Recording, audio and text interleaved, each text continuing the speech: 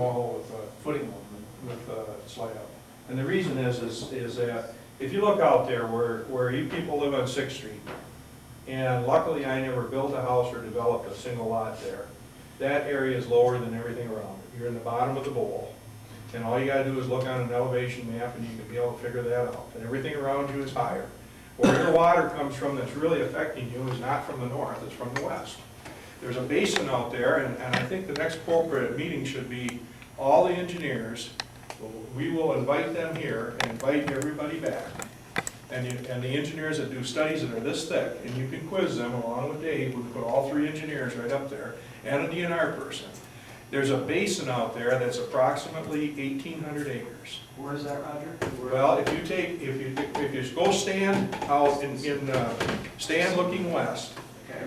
and everything that flows to you is called a basin.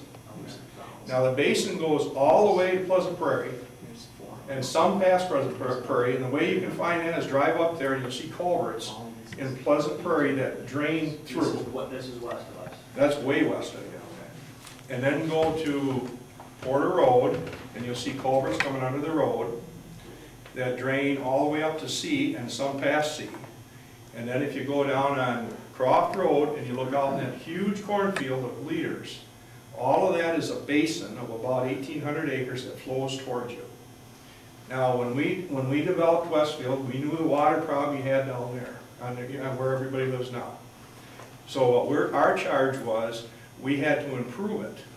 Now, this will be a hard one for you to believe, but they calculate how many flow comes through as just what it is previous, a cornfield, a field. And we had to, and I believe we cut it in half.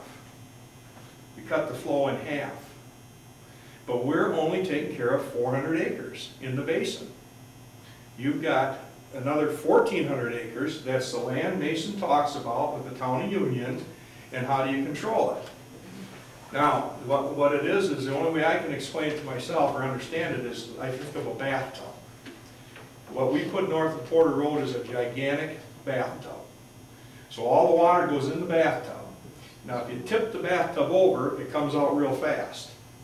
But if you just pull the drain out, it just flows through the drain, and it takes longer, the same amount of water, just takes longer to get through the drain. Well, that's what the weir and that is designed to hold up there. Now, some of the questions are, is the V too low?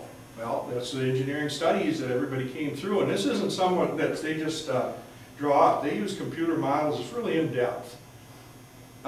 Should the V be moved up? That is a possibility, because maybe we can hold a little bit more. We can't hold 1,400 acres, but maybe we can hold a little bit more longer to let some more of it go downstream, so it takes the pressure off of that area. That's something we're working on, but as we said to Dave, do we raise the V? And he says, and his answer was, how high? We got to restudy it. Do we raise it 6 inches and find out it had to be a foot? Do we raise it a foot and find out it had to be a foot and a half? So that's what we're working on now, is where should, if the V is okay, then that's fine, and where should it be? Now, one thing we've noticed